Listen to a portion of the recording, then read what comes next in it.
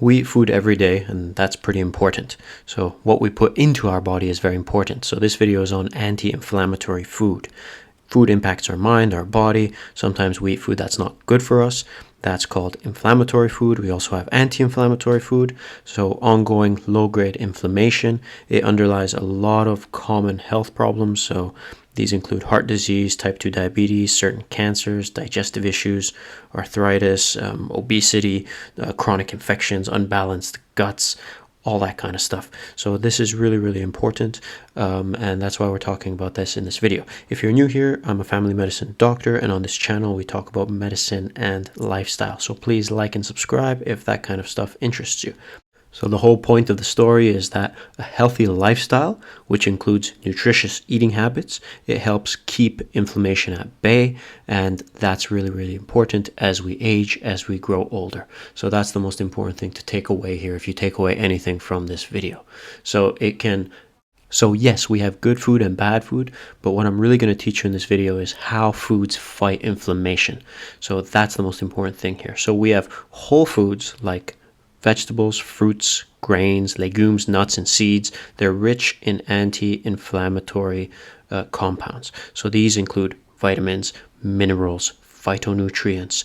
These also include fiber, and it also includes omega-3 fats as well as probiotics found in some animal and plant foods, which can also help calm inflammation. So the nutritional components of foods, they work in different ways to control inflammation, and some prevent the body from making as many inflammatory molecules. So each one has a different way of operating, and some promote a healthy community of gut bacteria, which can also help combat inflammation. So each of these components, they help fight it in its own unique way, all culminating in a healthy, beneficial effect. So vegetables, what do they actually offer when we eat them? Amongst those other protective factors, the most pronounced ones here are fiber and antioxidants. So antioxidants such as beta carotene. So that's something that gives an orange its color, for example, or a carrot its color. Think of antioxidants as your body's defense system or defense team against harmful molecules called free radicals. So the free radicals are there to damage the cells, and the antioxidants found in the vegetables, they neutralize them. So they help to prevent potential inflammation, damage to the cells, and they also help prevent oxidative stress from occurring as well. So vegetables are super sources of this. And another component that they have, that they share with some fruits that we'll get later on to, is something called a phytonutrient. So what exactly is a phytonutrient? So a phytonutrient is a natural compound. So they're natural compounds in plants that contribute to their color, their flavor, and disease resistance. Now, that's not the only thing. So phytonutrients have antioxidant and anti-inflammatory properties. So when you consume vegetables, you're getting a dose of these protective compounds that can support your body's well-being. There are natural compounds found in all plant foods, and there's more than 25,000 of them. So that's really important to note as well. So the most common sources of these anti-inflammatory vegetables, we have the dark leafy green vegetable family. So lettuce, romaine or green leaf, spinach, Swiss chard as well. Then we have the cruciferous vegetables. So these include things like broccoli, Brussels sprouts, cabbage, cauliflower, collards, kale, mustard greens as well. And then also we have another category of vegetables that include the others. So these are like beets, carrots we mentioned earlier on, garlic, onions, and tomatoes as well.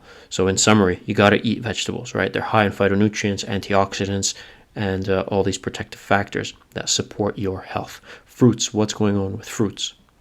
Stay with me here because it's a lot of information, a lot of terms. So the pronounced thing here, amongst the others that we mentioned, there's fiber and there's antioxidants in fruits. So these include things like vitamin C, for example. So really potent sources is the berry family. Then we have the citrus family as well, in addition to other fruits like apples, which include the peel, things like cherries, grapes and pomegranates as well. So that's when it comes to the fruit family, and they also have loads of phytonutrients as well that we mentioned earlier on. Then we move on to grains. So whole grains, what's going on there? Here we have the fiber and the phytonutrient component, which is the most important in whole grains to promote a healthy gut bacteria.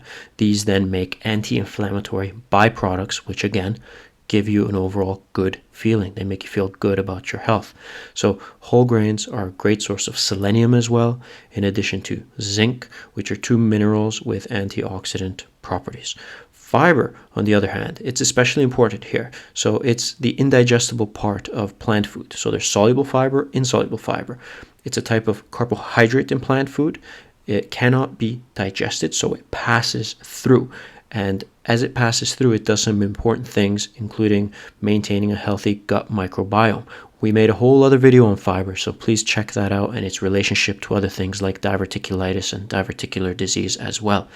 When we're considering what whole grains do for us, so a lack of fiber and phytonutrients increases the risk of bad things like imbalances in blood, digestive symptoms, and things like that. And an abundance of it decreases the risk of cancer, diabetes, irritable bowel syndrome, and diverticulitis and diverticular disease. Check out that video. We made a whole bunch of videos on that. That's a really popular topic these days.